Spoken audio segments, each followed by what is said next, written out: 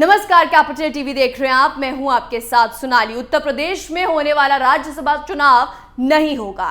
दरअसल बीजेपी और समाजवादी पार्टी के बीच इसको लेकर सहमति बन गई है। आखिर क्या कुछ सहमति बनी है दोनों पार्टियों के बीच और क्यों राज्यसभा का चुनाव नहीं होगा, जानने के लिए देखिए हमारी ये रिपोर्ट। उत्तर प्रदेश में होने वाला राज्यसभा चुनाव अब नहीं होगा। जी हां, सही सुना आपने, यूपी में राज्यसभा चुनाव अब नहीं होगा। अब आपके मन में सवाल होगा कि आखिर ऐसा क्यों? आखिर क्यों राज्यसभा का चुनाव नहीं होगा?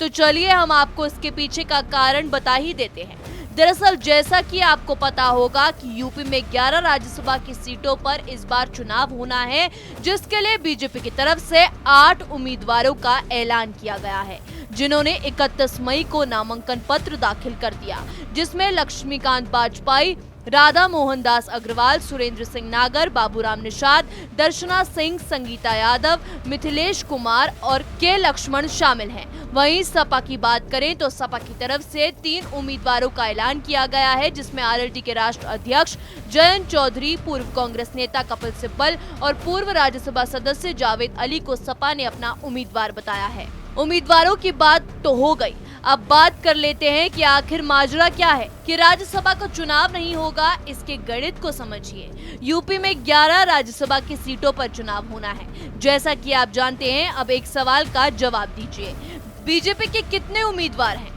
अब आपका जवाब होगा 8 और सपा के उम्मीदवार तो आप कहेंगे 3।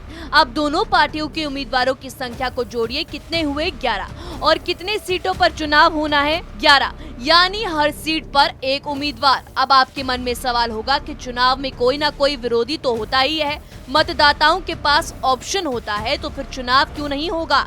तो जनाब, राज्यसभा का गणित कुछ अलग है। दरअसल राज्यसभा में पार्टियां ज्यादातर उन्हीं सीटों पर अपना उम्मीदवार उतारती हैं जहां से उनका जीतना संभव हो, जहां पर पार्टी की बहुमत हो। और इन 11 सीटों में जिन 8 सीटों पर बीजेपी ने अपने उम्मीदवार उतारे हैं, उनका जीतना तय है, क्योंकि बीजेपी के पास वहां बहुमत है। वहीं सपा के जिन 3 सीटों पर उम्मीदवार उतारे हैं, उनका भी जीतना तय है। और निर्दलीय हुए भी तो पार्टी के सदस्य अपनी पार्टी के उम्मीदवार को छोड़कर किसी दूसरे को वोट नहीं देंगे। इसलिए इन 11 सीटों पर इन 11 उम्मीदवारों का निर्विरोध जीतना तय है।